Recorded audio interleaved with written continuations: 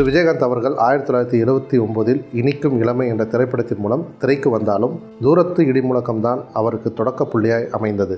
பல படங்களில் தொடர்ந்து நடித்தாலும் வைதேகி காத்திருந்தால் அவருக்கு சிறந்த நடிகருக்கான பிலிம்பேர் விருதை பரிந்துரைத்தது. அவருக்கு ஒரு நல்ல துவக்கமாய் அமைந்தது.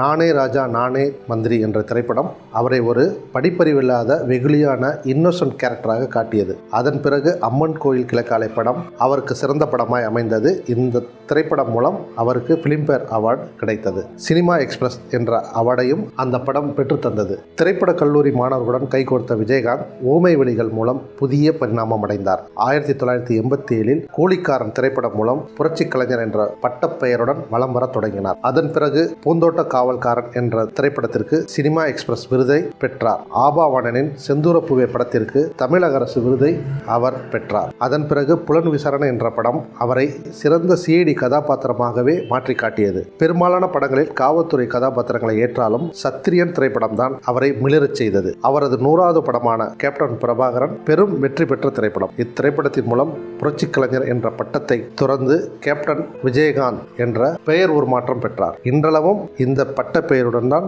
திகழ்ந்து கொண்டிருக்கிறார். 1991 சின்ன கவுண்டர் பெரும் வெற்றி பெற்றதுக்கு பிறகு 10 வருடங்கள் பல படங்கள் வர்த்தக ரீதியாக வெற்றி பெற்றாலும் 2000 வந்த வானத்தை போல திரைப்படம் தான் அவருக்கு மிகப்பெரிய பிளாக் பஸ்டர் திரைப்படமாக கொண்டாட வைத்தது. அதன் பிறகு 2002 ரமணா அவருக்கு புதிய பரிணாமத்தை தந்த திரைப்படம். அதன் பிறகு 2015 வரை பல படங்கள் நடித்தாலும் அரசியல் அவரை தொடர்ந்து நடிக்க விடாமல் தன்வயப்படுத்தி கொண்டது. அரசியலில் 2 முறை எம்எல்ஏ பதவி, அதில் 1 முறை எதிர்க்கட்சி தலைவர், பேரும் புகழுடன் வாழ்ந்து மறைந்தார். அவரை திரையுலகில் அறிந்தவர்கள் அவரின் குணங்களை பற்றி ஒன்று சேர்ந்தார் போல கூறும் ஒரே காரணம் என்னவென்றால் தனக்கு வழங்கப்படும் உணவு போல சக ஊழியருக்கும் வழங்க வேண்டும் என்ற கொள்கை பிடிப்புடன் இருந்தார். அதை நடத்தியும் காட்டினார் என்று கண்ணீர் மல்க தெரிவிக்கின்றனர். மனிதனுக்கு முக்கியமான அடிப்படையான தேவை ஒன்று, அதில் உணவு. அது ஒருவருக்கு தன்னை போலவே மற்றவருக்கும் கிடைக்கச் செய்வதே நற்குணங்களில் பெயர் பெற்ற நற்குணமாகும். அவர் மறைவிற்கு